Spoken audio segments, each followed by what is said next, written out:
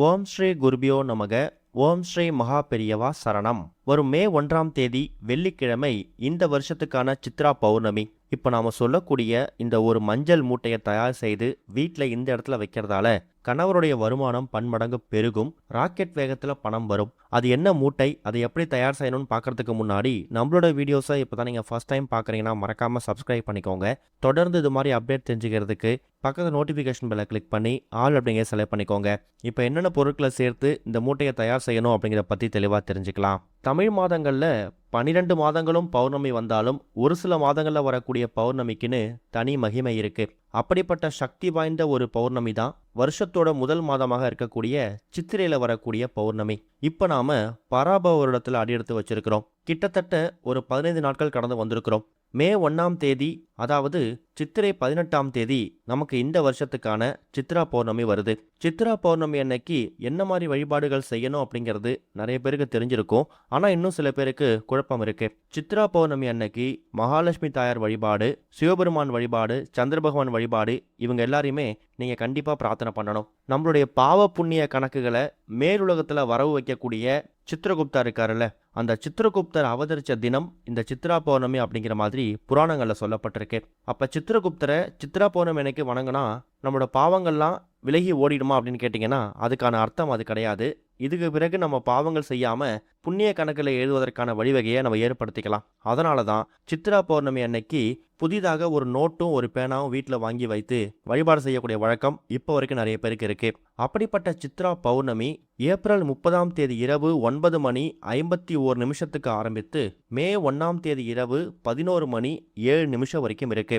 எப்படி பார்த்தாலும் வெள்ளிக்கிழமை உங்களுக்கு இரவு 11 மணி வரைக்கும் பௌர்ணமி தான். சித்ரா பௌர்ணமி அப்படிங்கும்போது எந்த நேரத்தில் வழிபாடு செய்யணும்? கண்டிப்பாக சந்திர தரிசனம் பண்ணக்கூடிய அந்த நேரத்தில். எப்படி பார்த்தாலும் பகல் முழுக்க நமக்கு பௌர்ணமி திதி இருந்தாலும் மாலை ஒரு 6:37 மணிக்கு தான் முழு நிலவு பிரகாசமாக தெரியும். அந்த நேரத்தில் நம்ம சிவபெருமான் வழிபாடோ மகாலட்சுமி தாயார் வழிபாடோ கூடவே சித்திரகுப்தரையும் வழிபடும் போது சகல விதமான செல்வங்களும் சகல சௌபாக்கியங்களும் கிடைக்கும். அதைவிட முக்கியமானது சித்திரகுப்தர் வழிபாட்டுக்கும் உகந்த நேரம் இந்த நேரம் தான். மாலை ஒரு 6:37 மணிக்கு மேலே வீட்டோட பூஜையில் விளக்கெல்லாம் ஏற்றி வச்சுட்டு முதல்ல சிவபெருமானை வணங்குங்க. குலதெய்வம், இஷ்ட தெய்வம் கண்டிப்பான முறையில் இந்த வருஷம் நமக்கு வெள்ளிக்கிழமையில இந்த ஒரு சித்ரா பௌர்ணமி வந்திருக்கிறதால மகாலட்சுமி தாயாரையும் வணங்கணும், கூடவே சுக்கிர பகவானையும் வணங்கணும். அது முடிச்சுட்டு உங்க வீட்டில இருந்து எங்க பார்த்தா முழு நிலவு பிரகாசமா தெரியுதோ அந்த இடத்துல போயிட்டு குடும்பத்தோட உங்க தலைக்கு மேல கைகளை கூப்பி ஓம் சந்திரமௌலீஸ்வராய நமகன்னு ஒரு 3 முறை உச்சரிச்சுட்டு இந்த முழு நிலவு சித்ரா பௌர்ணமி அன்னைக்கு எப்படி பிரகாசமா ஒளிவட்டமா தெரியுதோ அதே மாதிரி எங்களுடைய வாழ்க்கையும் பிரகாசமா மாறணும், இருளில் இருக்கக்கூடிய எங்க வாழ்க்கை வெளிச்சத்துக்கு வரணும். இந்த பராபவ வருடத்துல இந்த ஒரு சித்ரா பௌர்ணமிக்கு பிறகு அடுத்த ஒரு 12 மாதங்களும் ஒரு பௌர்ணமி தினத்திலையும் எங்களுக்கு நல்ல விஷயங்கள் தேடி வரணும்னு மனசார சந்திர பகவானை பிரார்த்தனை பண்ணிக்கோங்க. சந்திர பகவானை நீங்க சித்ரா பௌர்ணமி அன்னைக்கு வழிபாடு செய்யும் போது குடும்பத்தில் இருக்கக்கூடிய கருத்து வேறுபாடு, கணவன் மனைவியில் இருக்கிற பிரச்சனை இதெல்லாம் தீருமா? ஏன் தெரியுமா? சந்திர பகவான் மனோகாரகன். நமக்கு வாழ்க்கையில் ஏற்படக்கூடிய மனக்குழப்பங்கள், சண்டை சச்சரவுகள் இது எல்லாத்துக்கும் தீர்வு கொடுக்கக்கூடியவர் சந்திர பகவான் தான். இதுதான் இந்த வருஷம் வந்திருக்கக்கூடிய சித்ரா பௌர்ணமியை ரொம்ப எளிமையாக வழிபடுறதுக்கான வழிபாட்டு முறை. அது போக இப்போ நாம் சொல்லக்கூடிய இந்த ஒரு மூட்டை, இதை உங்கள் கையால் நீங்கள் தயார் செய்து வீட்டில் இந்த இடத்துல வைக்கணும். குடும்பத் தலைவரோ தலைவியோ இல்லை ஒருவேளை வீட்டில் இருக்கக்கூடிய பெண்கள் இதை தயார் செய்ய முடியலையா, உங்கள் குழந்தைகளை விட்டு கூட தாராளமாக தயார் செய்ய சொல்லலாம். எந்த விதமான தப்பும் கிடையாது. இதுக்கு உங்களுக்கு தேவையான பொருள், முதல் முக்கியமான பொருள் மஞ்சள் நிற துணி. மஞ்சள் நிற துணி எல்லா வீடுகள்லையும் ரொம்ப எளிதாக கிடைக்கக்கூடியது தான். அப்படி ஒருவேளை மஞ்சள் நிற துணி இல்லைன்னா வீட்டில் இருக்கக்கூடிய பழைய வேஷ்டிகள் அதனால் துவைச்சிட்டு அதில் மஞ்சள் கலந்த தண்ணீர் இருக்கு இல்லையா, அதில் நீங்கள் ஊற வச்சு எடுக்கும்போது கண்டிப்பாக அது மஞ்சள் துணியாக மாறிடும். அதை நீங்கள் காய வைத்ததுக்கு பிறகு கூட தாராளமாக அதை மஞ்சள் துணியாக பயன்படுத்திக்கலாம். மஞ்சள் துணி பயன்படுத்துறது விசேஷம். மகாலட்சுமி தாயாருக்கு உகந்த நிறம் மஞ்சள். அதே மாதிரி சுக்கிர பகவானுக்கு உகந்த நிறம் வெண்மையும் சொல்லுவாங்க, மஞ்சளும் சொல்லுவாங்க. நம்ம மஞ்சளை எடுத்துக்கலாம். அதுக்கப்புறமா இதில் போடுவதற்கு உங்களுக்கு சில பொருட்கள் தேவைப்படும். எந்த ஒரு தாந்திரிகமாக பண்ணுறதா இருந்தாலும் அந்த தாந்திரிகத்துக்குன்னு நமக்கு சில பொருட்கள் தேவைப்படும்ல.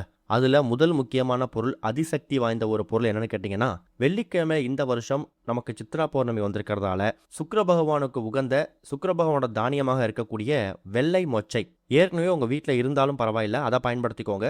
புதிதாக வாங்கி தான் பயன்படுத்துங்கிற கட்டாயம் கிடையாது. ரொம்ப போட வேணாம். ஒரு 5, 6 எண்ணிக்கை, இல்லை ஒரு அரை ஸ்பூன் 1/4 ஸ்பூன் அவ்வளோ இருந்தால் கூட போதும். நீங்கள் தயார் செய்யக்கூடிய மூட்டை ஒரு எலுமிச்சை அளவுக்கு வந்தால் கூட போதும். இப்போ நீங்கள் வீடியோவில் பார்க்குற மாதிரி இந்த அளவு இருந்தால் கூட போதும். அதனால் ஒரு 5, 6 எண்ணிக்கையிலேருந்து ஒரு 10 இருக்கிற மாதிரி வெள்ளை மொச்சை எடுத்து வச்சுக்கணும். அடுத்ததாக அதே அளவுக்கு பச்சரிசி. சித்ரா பௌர்ணமி. பௌர்ணமி அப்படின்னாலே அது சந்திர பகவானுக்கு உகந்தது. சந்திர பகவானுக்கு உகந்த தானியம் எது தெரியுமா? பச்சரிசி தான். சிவபெருமானோட அன்னாபிஷேகத்தில் ஆரம்பித்து பல தேவரோட நைவேத்தியங்களுக்கு பயன்படுத்தக்கூடிய பொருள் இந்த ஒரு பச்சரிசி. சிவபெருமானுக்கும் சந்திர பகவானுக்கும் சேர்ந்து பொருந்தக்கூடிய ஒரு பொருளாக இருக்கிறதால ஒரு அரை ஸ்பூன் பச்சரிசி எடுத்துக்கோங்க. அடுத்து ஒரு முக்கியமான பொருள் ஒரே ஒரு ஜாதிக்காய். இந்த ஜாதிக்காய் அப்படிங்கிறது வசீகரத்தன்மையை ஏற்படுத்தக்கூடிய பொருள். தன் பக்கம் எல்லா விதமான செல்வங்களையும் காந்தம் போல ஈர்க்கக்கூடிய ஒரு அதீத சக்தி, ஒரு தாந்திரிக பொருள் இந்த ஜாதிக்காய் தான். வீட்டில் இருக்கக்கூடிய எதிர்மறை சக்திகளை விரட்டதோ இல்லையோ, வீட்டுக்கு வெளியில் இருக்கக்கூடிய நேர்மறை ஆற்றல்களை வீட்டுக்குள்ளே கொண்டு வந்து சேர்க்கக்கூடிய பலன் இந்த ஜாதிக்காய்க்கு இருக்கு.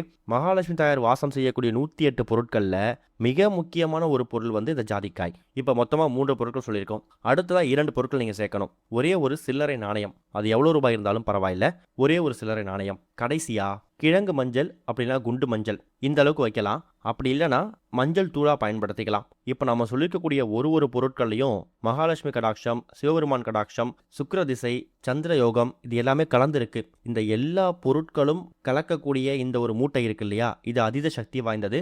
கூட ஒரு சில்லறை நாணயம் வச்சிருக்கீங்க, அது லட்சுமி குபேரருக்கு உகந்தது. சரி, இந்த மூட்டையை எத்தனை மணிக்கு தயார் செய்யலாம்? மாலை ஒரு 6:30, 7 மணிக்கு உங்கள் வழிபாட்டெலாம் முடிச்சிடுங்க. சித்திரகுப்தர் வழிபடுறது, சந்திரபவன் வழிபடுறதுலாம் முடிச்சிடுங்க.